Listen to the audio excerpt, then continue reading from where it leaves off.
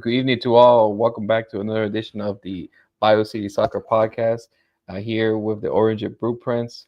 It's been a crazy week. Nah, it's been okay. It's been a normal. I think it's sad to say it's been a normal Dash weekend.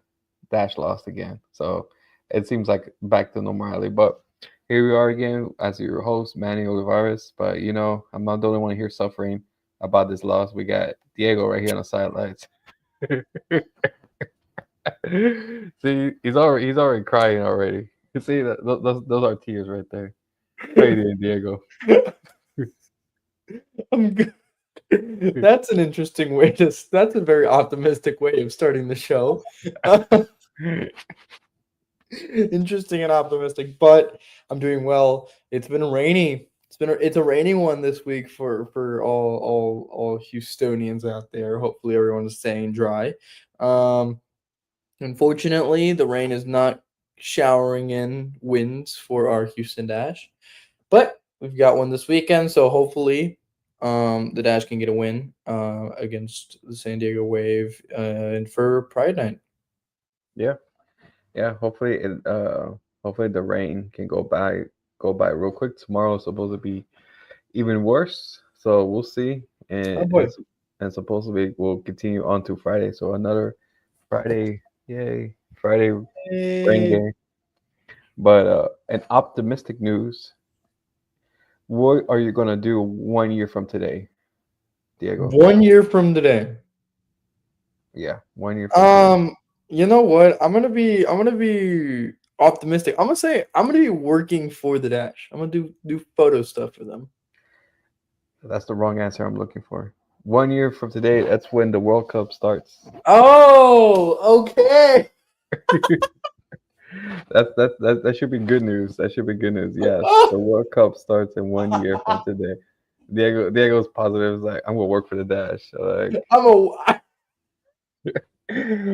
But it's all good. It's all good. It's all good.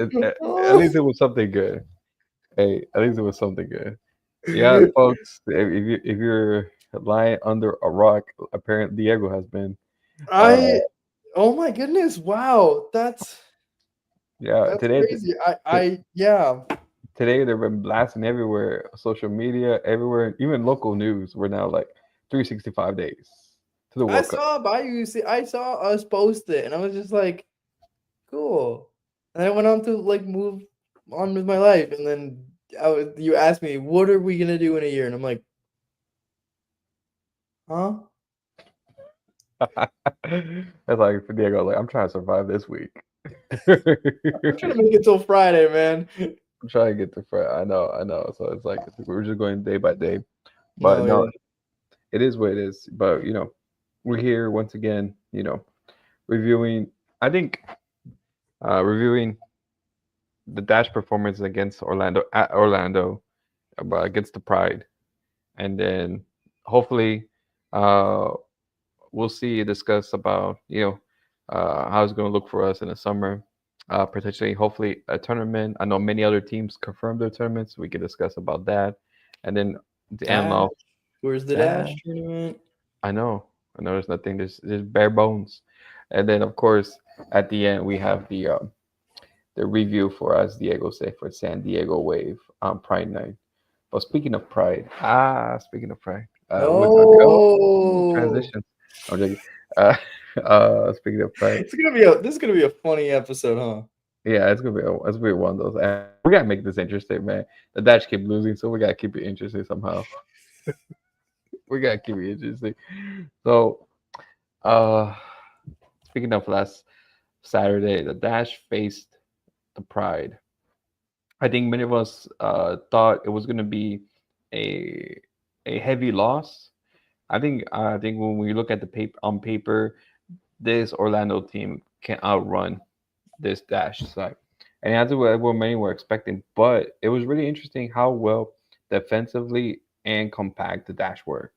I think the Hmm. Dash, even though the Dash did create some opportunities, the Dash had some equal possession of the ball. And that was really interesting throughout the whole game. It was really not even one side, but you could tell that Orlando was very heavily on had more creative chances, you could say, than the Dash did.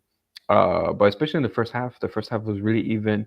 Now, really, I think the Dash had more shots on target than Orlando, which is really interesting. But it really even, really cagey. But the second half, I think as the dying minutes came up, that's when the Dash felt all the pressure.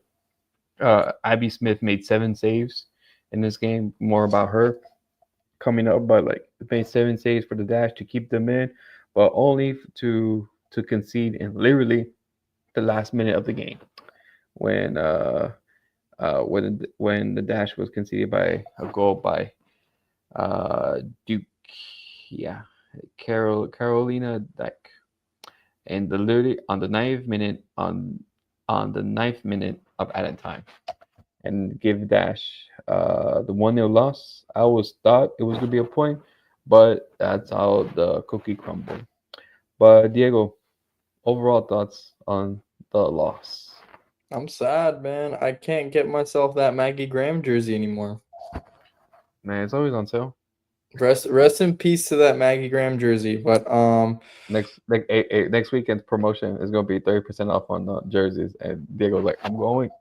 ah, oh no, say less. No, but I think this game was one of those moral victories that Fabrice has been talking to us about for like half of the losses that we've endured. There's going to be frustration. You've seen all of these losses that come a little too easy for this dash side, where you're conceding late, where you're just not transitioning quick enough. You're having these simple mistakes lead you to lose points. Um, I think this is a great performance, but by the Dash that should be felt as a loss. I don't think there should necessarily be a moral victory in this because you played so well for 90 minutes and you had points ready to be taken against one of the best teams in the league, and then you give up those points due to a 99th minute goal.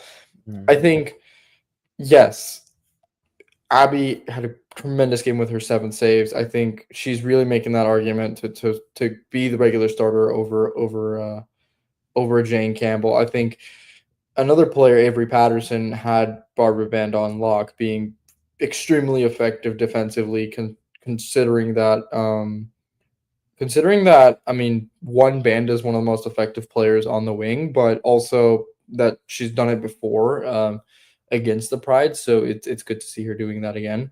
Um, I just feel like this team should have gotten at least a point out of this, Mm-hmm. but they didn't, which kind of frustrates me, and I don't necessarily know why. Yeah, I think I feel your same sentiment on this. Also, I don't know why I said what's her name? Avery. I don't know why I said Avery because she didn't play.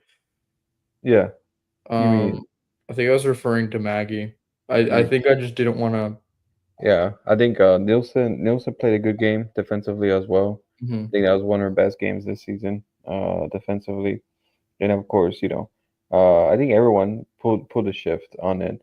Uh, I think everyone had a good game. Everyone had a good game defensively. mhm, Attacking, I think you see Yasmin Ryan back in the 11. Of course, they had her as the main striker per mhm, se. And I think she had a couple opportunities in the first half that she could have buried it early in the first half. Two shots that I think, two opportunities. I'd say, one of them was straight at Morehouse. The other one, I think it was she was offside for the mhm, other one, and so I think if she could have capitalized it or be onside, I think would have been a different game story of the overall. But that's basically your chances. I think I want to pull you back on your thinking on the quote unquote controversy before the game started. Fabrice Goutraud's wife was supposed to start this game. Uh, uh, Morgan Goutraud, she was in the starting 11, but she was injured during warm-ups. But apparently the first team didn't report the injury and the substitution in half, so before kickoff, and so and during they had to use a sub for on the first. in the Mhm. first minute. What do you think about that? Because I gave it advantage to, I think they gave it advantage to the Dash early in the game, knowing that they have five substitutions in, and Orlando only have four. I think it gives the Dash a small advantage. I feel like not necessarily enough for it to make a considerable difference against as deep of a team as Orlando. I mean, they have talent in every single position, so it's not necessarily like they need that extra sub. Um, I felt like it's one of those things where like maybe it'll give them an advantage on the momentum side of things to for Orlando to have a slow start to have them make adjustments in the first minute. But besides that, I didn't really see it as big of an advantage as maybe it could be perceived as because I mean Orlando is such a talented team. Yeah, yeah, I did. I thought so too. I thought when I first saw it, I was like, this could be a good thing for the Dash, having an extra player coming in, maybe the second half, that could either close the game or win the game. And Hmm. so, but it didn't turn out that way. And also because it didn't turn out that way because of as well what Orlando had on the bench as well. Barbara Bennett came in the second half. Marta came in the 60th minute. Two players, and of course Carolina, Cariana Dyke, who actually scored the winning goal, came as that way as a halftime as well.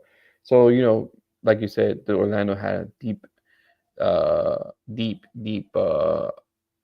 think roster as well, competitive roster that putting them in a side will can make a difference. Hmm. I think for me, what I liked about it, it was of course uh, the first half was pretty even. Fabrice made a change, put Kiki and Vincent instead of Dujon in the second and at halftime, and of course putting Alozie and Michelle Bright and try to keep it competitive. I think uh, I think we see more and more minutes for Kiki. You think sooner or later she might start, probably in the next game?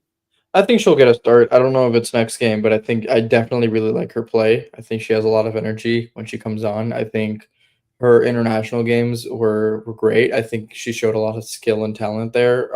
I loved her defensive work rate. I thought that was really great. Um, I want to see a little bit more offensively from her. Just like in that position where you may get subbed on the wing, may get subbed in the midfield. This is a Fabrice Catrat team that you don't necessarily know where you're going to play, like Maggie Graham being played at full Mm, back again. So it's kind of like that question of like, not sure if Kiki's ready to start, but I do yeah. love her promise. I think she's been killing it, and I think she's on a super great path to become either a great player of this league or at its very least like a solid starter for a solid team. Yeah, exactly. I think it was really, really. I think for me, encouraging to see because she's been a player that still you know her injury wasn't like a small injury. It was a season injury that really affected her any off season into now. So it's really encouraging to see that she came back. She got back on her feet and make sure that she was able and contribute to the team as well. So it was good. We're very encouraged to see on that front. I think other than that, I think that was pretty much every. Of course, I think as well in the dying minutes, Sophie Schmidt came back. I think she's been absent in the team, but she's always been on the bench, but never called upon. I think it Mhm. was. I think for Dash fans, really like to see her out in the field more. But Mhm. I think you get it. She's an aging veteran midfielder that maybe doesn't have a lot of legs, but I think she did help a lot in the defensive in the as they're getting pressured on. But of course, I think it was pretty much that she offered. But I think it's been real quiet. I think I want to get your opinion on the midfield. Calaprico and Sheehan was usually is the core of the midfield, but Mhm. lately they've been real quiet. Is it because of the oppositions they've been going through, or is it they're going through a rut right now?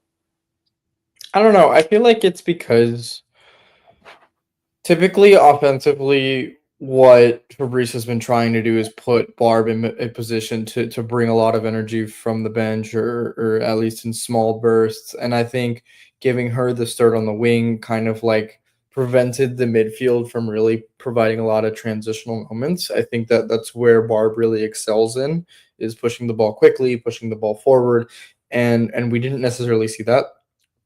Um, I think this midfield did miss Maggie a little. I think this game was really oriented around the two as the main central midfielders, and I feel like adding a third, maybe possibly an attacking midfielder, and workshopping that might have helped with the offensive output for the midfield. But I think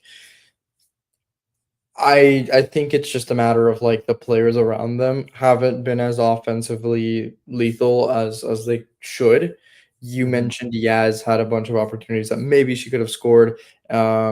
Messiah could be very effective when she gets the opportunity to play. Um, so it's kind of like a mix of things. Sure, we haven't seen Colaprico or Sheehan be at their best these past couple of games, but I mean, at their very worst, they're still very, very solid midfielders that I feel like you can rely on, especially Sheehan, who has shown her skill as a player for a very long time now. Um, I don't know. I don't think it's either a rut or like a like the other players' fault. I just think it's like a little bit of both, but none at the same time, which sounds paradoxical, but again, it kind of works because this team is yet to like figure out where they're going to play, how they want to play, and who they're actually going to play. Because I mean, this is the second time we've seen Maggie Graham in a fullback position, and I Yeah, think we both have the idea that it's not working. yeah, I I think think we this is the first time in a couple of games, but we also see Barb like more offensively minded, and we see how streaky that could be. We see that's not working. We see Abby put in another clinical performance in between the sticks, and we see her having a great performance. That's working. So it's all about fine tuning kind of what your lineup looks like. But I think we're running out of time to actually do that, because we're going to get into these results where we play Orlando, where we play KC again, where we play San Diego, where we play LA, where we play all these tough teams, and we can't be shifting players around like we were these first couple of games, because they beat us 3-1, 1-0. Like, we don't know what's going to happen with the San Diego game, but those kinds of results need to kind of change, and with that comes is because of stability. yeah, exactly. I think as well. I think you're right. I hit on the nail. I think stability. I think we kind of know what's our starting 11 is at this point, but I Mhm, think it's the formation and where are they arranged is different mhm, from game to game. It depends on the opponent. It depends, of course, what type of game we want to play. And I think Fabrice did hone it right for this game. I think he put the right setup. I think as fortunate we didn't get a result, and sometimes when you don't get a result, you kind of not criticize, but you look over it. Okay, was this decision the right decision? I think it did. I think it was just. I think when you let up a late goal, it's kind of hard. Like I think you kind of kicking your feet and like, okay, maybe I could have attacked more, or mhm, maybe like I said in the first half, maybe Yasmin Ryan could have finished one of her chances, and this would have been a whole different game. But it's just so mhm. ifs and buts. And so you can't really decide on that. But it is what it is. With this loss, the Dash still sit in 12th place, so the Dash has not moved position wise because Utah and Chicago are much worse than than the Dash are. So we can tell for sure that the Dash will not finish last place this season or Great. near last Love place that. Love that. because Utah and Chicago have been so bad. And it was really interesting because Utah has, you know, uh, uh, Ali Sedner, who's been a monster, even though scoring goals, but can't get a result. Chicago Chicago's always Chicago. It's just I don't know what's going to happen with that. It's like they get good players, they get good system, but they just always fell They're flat on just their face. Chicago, man. Yeah, but still great, still bad loss, but still in within 4 points within the playoff line. So it's really Mhm. interesting about that as well. So before we get on to it, there's 2 more days, well, let me rephrase that, 2 more match days before the summer break. Uh, Many teams have announced summer tournaments or summer matchup. I think I just want, since we are talking about the NWSL and everything. I think Angel FC, S City FC. We're not Angel S City show, but they just announced that they will face uh, the Carolina Crescent on Saturday, July 26th, as one of their matchup. This will be, if I'm correct, this will be the first matchup of NWSL versus the USL Women's Super League uh, in this game. I think. What's your thoughts about that matchup overall? I think it's great. I think this is something that I feel like the MLS and the USL Championship at least has lacked in creating these opportunities for teams to face off in preseason or in things outside of the U.S. Open Cup. Speaking about this game, it brings my attention to like the potential that we have in Texas. We have Dallas Trinity right there. Hmm. We can very easily be like, hey, let's do a Dallas Houston, women's soccer Texas showdown. I mean, there's a lot of this opens a lot of possibilities up for women's soccer because you're involving teams in different markets. I wouldn't say smaller markets, I would say different markets because for example, Brooklyn FC is in Brooklyn, New York, one of the biggest markets in arguably the world in New York City. Yeah. But so you're involving different markets to the NWSL and women's soccer in general. So let's assume that um you're an OL Reign fan and you just got word that um your local team Spokane, Washington is going to play them. Well, maybe you wouldn't have gone to a Spokane, Washington game because you didn't necessarily know they were there, but now that your favorite team, the Reign, are coming to town, that's generating attention, that's generating buzz. I think um it's being played in LA, right? Yeah, it's an LA, yeah, It's in and their LA. ground. So for these kinds of games, I think it's great because even if you are the team, the USL team that's traveling to in this case BMO Stadium. Yeah, people say. Um I think this is great for the players. I think this is great for the fans because again, interleague play is one of the things I'm most happy about. I'm a huge fan of it. And I think yeah, hopefully we do see the Dash do something similar with Dallas Trinity and create that kind of Texas showdown because then you're involving a lot more than just a women's soccer game. And when you end up adding things outside of the game that make the game special, then you're going to get a special product. There's a reason why people say that the game of soccer is more than a game, and this is a prime example to prove that. If you tell somebody along the street that hey, the Dash are playing Dallas Trinity, they're going to be like, oh, okay. But if you tell them Houston's going to face off against Dallas any game, then people are going to be intrigued because they care about their city. So I think these kinds of interleague matches allow different markets to mix, and I think that's really special for a sport that's growing so quickly. Yeah, I believe so. I think of course the Houston Dash hasn't released or hasn't given anything about their summer tournament or summer preparations Hmm. matches, but you know, I think you see in the men's side, uh Don Garber has always mentioned about they want to showcase the MLS as a better competition, and that's why they kind of shy away of being at the Open Cup. having MLS Next Pro teams at it and shy away from the USL teams that are competing as well.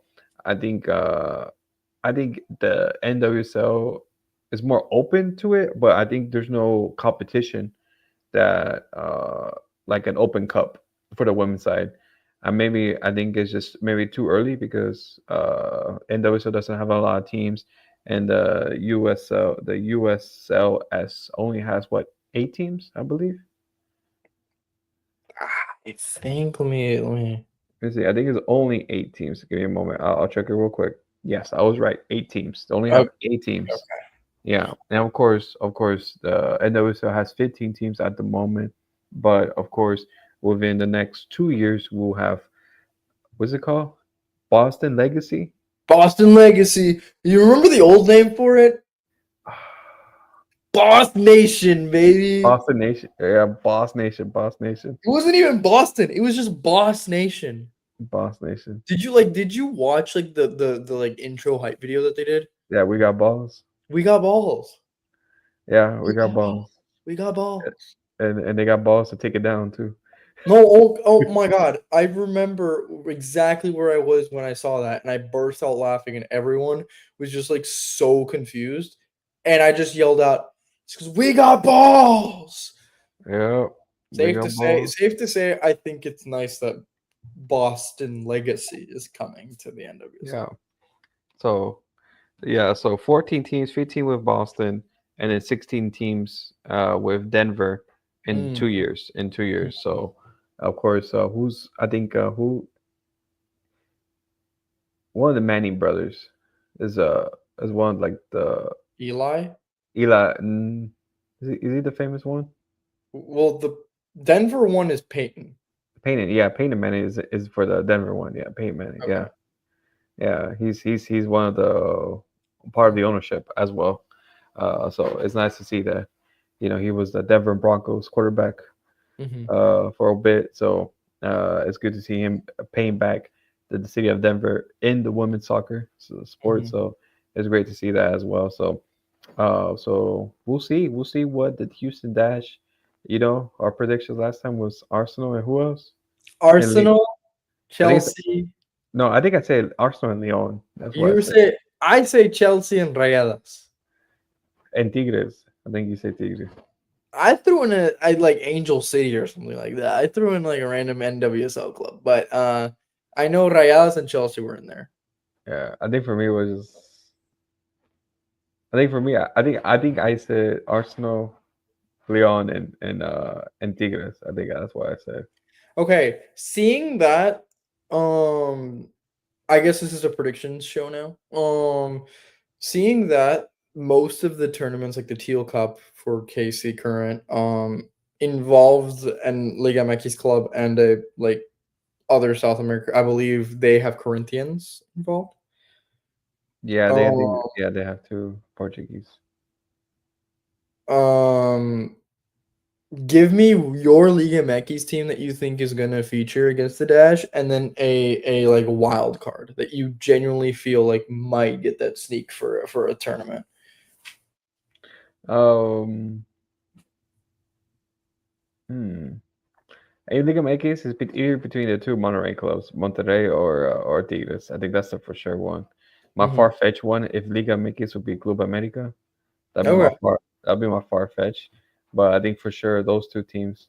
I think I would have said Chivas, but I don't think Chivas has a good strong uh women's support or even at the moment, especially how Chivas is in the men's side. So it's really I think, but that's pretty much my two top ones, three top ones, and if we go random, random team, just random. I don't know. For some reason, I was thinking of uh, I blanked out. I had the name in my top of my tongue. Uh, Palmeiras. Palmeiras. Oh, Yeah, bring Tigres and Palmeiras here. yeah. That'll be interesting. That'll be interesting combo. Mikael's gonna come back to Houston to support the women's team. Yeah, so we'll see. We'll see. Hopefully, it's always good. I think the Dash and Houston teams will always bring back connection. So we'll see. We'll see if Mikael can bring up a connection over there. Yeah, But it's gonna be interesting. But we'll see. We'll see. I think they will know. I think we will know soon. I think maybe by the end of this weekend or beginning of next weekend, because mhm, many teams are announcing it. So we will see from there. yeah. But before we wrap up, we gotta talk about our predictions for the the San Diego Wave. It's gonna be on this Friday, June 13th at 7 p.m. at the Shell for Pride Night. Pride Night. They gotta be. They gotta win if they want to be Pride. Yeah, That's, I was like, what? we're gonna win this one. This is a good one to win. We have 2 games left before the summer break. It's your Pride night. Um, you're facing off against San Diego, which an ex Houston Dash player, Maria Sanchez. Say If what you want about her, if she's there. if she's there. Yeah. Yeah, because it's been reported on Monday that Maria might go with Tigres with Diana. Really? Yeah, it says that conversations are very extensively, and Wow. which is not surprising because I think the last 4 matches she has started on the bench. So and Well, I don't think their partnership was that amazing when they were on the Dash. yeah, so I was making fun of Edson. He was like, "Oh, the Tigres are rebuilding." I was like, "They are rebuilding for the worst, rebuilding for the worst." I was like, that's getting too. I think, or a side note. If you're getting two previously Dash players, especially two Dash players that haven't produced, I know, I know Deanna mentioned on her Instagram that she wasn't the net striker that she was here. Only scored about 7 goals within the 2.5 years that she was here. And Maria Sanchez, I can't remember if she scored a goal or not. Like, that's how bad. That's how I can't even remember if she scored a goal for the Dash. Let me check. Let me check real quick. That's Dude, that's I what. have a photo with Maria and like, because I saw her at a Dynamo game and I was like, Yeah. Maria, is that you? And she was like, yeah. And I'm like, Okay. oh, Within the 4 years that she's been with the Dash, Maria only scored. Guess how many goals? 3. It's actually higher, 8 goals. Oh, okay. Okay. But four, but 4 years, Yeah, that's kind of terrible. Not gonna. 4 goals in 8 years. At first, I was happy that the number was higher than 3, and then I was like thoroughly disappointed that it was 4 years. And then only made 14 assists as well. Yeah, that's pretty bad. That's and she has a huge contract. At least you expect double digits from Yeah. her every season. Yeah, she And was the player to bring in double digits. It's definitely. yeah, I think with the contract she was demanding, the contract she was, you know, asking for, you expect her to be double digits. But it is what it is. And then her career this season has been her lowest.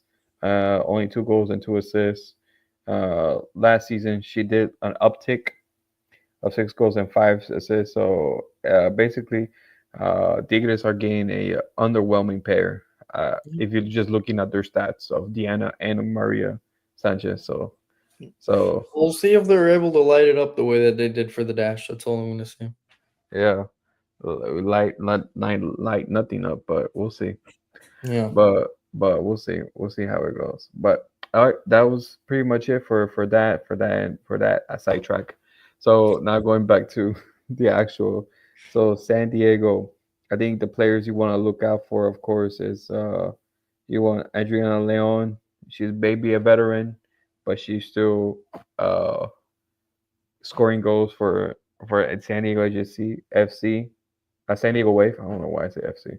I was thinking the MLS team. I'm thinking Yeah. the MLS team. I know. I'm a little bit tired, man. It's been a long day. Oh, you're good. You're good. It's a Yeah, late night. It's a late night yeah. one. And then of course, but I think the player you want to watch is Delphine Cascario Cascarino. She has been She's been great. she's been, I think, if I'm not mistaken, number 2 pecking order of player of the year of MVP, NWSL MVP player. Mhm. She's right below the Bina. So I think a player that you want to look out for, the one to make sure that she doesn't get any free spaces in the area. Mhm. So I think I just want to know your overall thoughts and predictions for this game. I mean, it's gonna be a tough game. Every game is tough in the NWSL mid June. It's gonna be tough. It might rain, so it might be another hellish game. Um, but hopefully, with the hellish game comes a heavenly performance. We are definitely going to see a really good contest here. Um, I think this is a must win for the Dash, and I think I'm going to bet them to live up to that expectation of it being your, I believe your last home game before the summer break, right? Yeah, Before, yes, yeah. Because the last game next week will be at North Carolina Courage. yeah. So their last home game before the break. It's Pride Night. It's your time to really give your home fans a win, rain or shine. Um, yeah, I think I'm seeing a 2-0 win. I think we really like to win 2-0, so I don't know why, but 2-0. Yeah. I do see it's for me. For me, I think after the performance of last weekend, it was hard for me to see how the Dash can do anything. Mhm. But I think just looking at the performance, looking how they did, I think they a really good front. I think they did hold the team up well. Especially on a good Orlando side. That I think if they have that mindset to this game, hopefully they can get a more result. I think it's just make sure that on the last minutes when pressure comes thick and fast, that they don't leak a goal. I think that's the only thing. Yeah. Hopefully the Dash can hold it tight and make sure they can not concede late minute. I think I don't mind the plan, the Fabrice for Orlando for this game because I think this will be the same plan. Try to hold down Delphine Cascarino in the back, try to hold out Adriana Leon. She's not the quickest player, but she is the one of the most veteran goal scorers in the That CL. technicality is also going to be so dangerous. I think we've really struggled against technical players Yeah. in those areas, and I think that's going to be a real danger for us. Yeah, so I think that's will be the I think the real focal point you want to see on this keeping hold of a pacey winger, creative player, but also keeping an eye out technical players that could hurt you and they're given the space, and Mhm. time. So I think that's it. I think they did well with that in Orlando. They did the same thing. Hopefully they could uh copy and paste it to this game, but of course soccer is never copy and paste. It's just the flow and rhythm. Hopefully we'll see. I hope to see at least a draw, a one I one think draw. we're gonna see at least a draw. I feel like we should. I don't know. It's the Dash, so I never know. Um, Watching a Dash game is like a box of chocolates. You never know what you're gonna get, and I think we're either gonna get. I personally think we're either gonna win 2-0 or lose 4-1. I don't Yeah, know, but I think I hope the weather doesn't make an impact on this game. I think mhm, if the weather, hopefully if tomorrow's weather, all the rain passes through and we don't have any weather for Friday night, that'll be a great thing because we don't have to worry about that. But of course, if it does, I know for sure the pitch is gonna be wet. mhm, So if the rain uh, passes by early today, early in the morning, and we don't see it in the evening, perfect. Because if it happens during the game, we don't know what team we're gonna get. Because I think what was it 2 3 weeks ago we had rain. The game stopped. AV it was the goal the time when the AV pass and scored really early on, and it looked like the Dash was going to dominate. And then the rain came, and then everything just flip flopped to the other side mhm, because it just threw everyone off. So mhm. hopefully it doesn't happen this game. Hopefully the rain doesn't become a factor, and hopefully the Dash can get that draw. I think the draw is what you hope for, but of course your Yeah. goal is always to win. But No. realistically, how the Dash is, the draw is more important than getting the win. I think Mhm, sad to say. I think that's a bad view to look at it, but I think you try and progress. You try and progress. You try mhm, and get better. You try and survive and get these points before this. Before I think, of course, to a point of San Diego Wave that has been excellent. That's been on fire this season. So you try to make sure you don't bleed out against a dangerous team like them as well. Mhm. So let's go. That's what we thought, and hopefully everyone can come out for Pride Night to get all their merch, to get all their fandom. Get your Mackie Graham jerseys.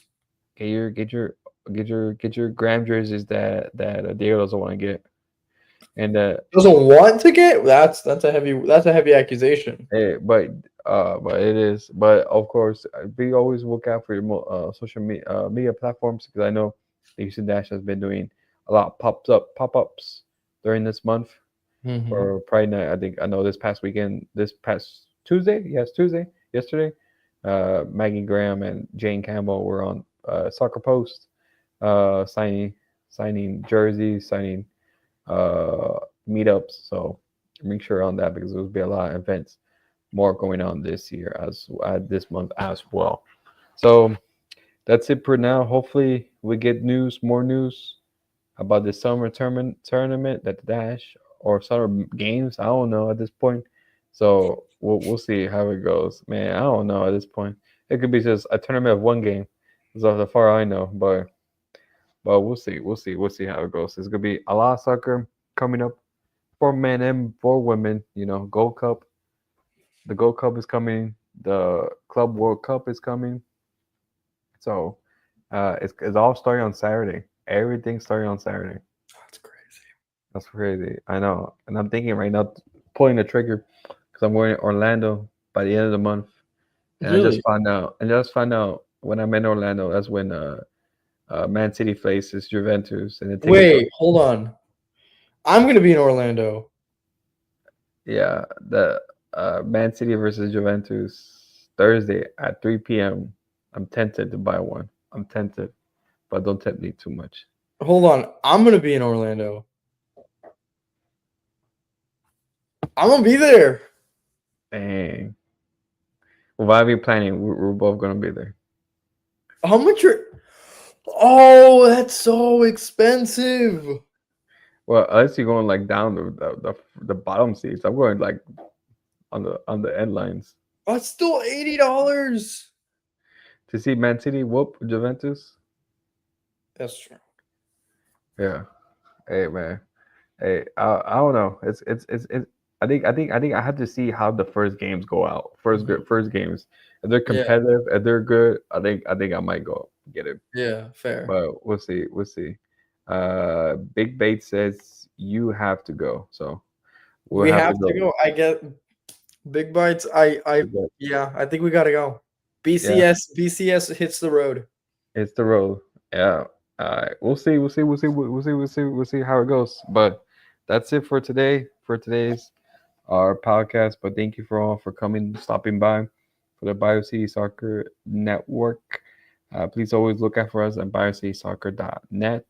Always looking for us at our social media, X, Instagram, YouTube, Blue Sky, Threads at Bio City Soccer. We'd like to thank also our sponsors for Ugly Guppy, Elotes Bravos, and We Got Soccer for sponsoring us and always keeping us here. Any last words before we get out? No, just come on Friday, enjoy. It's Pride Night. Dash are gonna be playing. There's nothing better than that. So go enjoy some Friday night lights at the Shell, and support your Dash. Yep, exactly. So hopefully the Dash can get a good result, a Yeah, tie or a win. I'll accept that for this game. yeah, But fair. here we are signing out, and hopefully see you next Wednesday. Hopefully with good news. Hopefully All with right, better news. all right, bye y'all.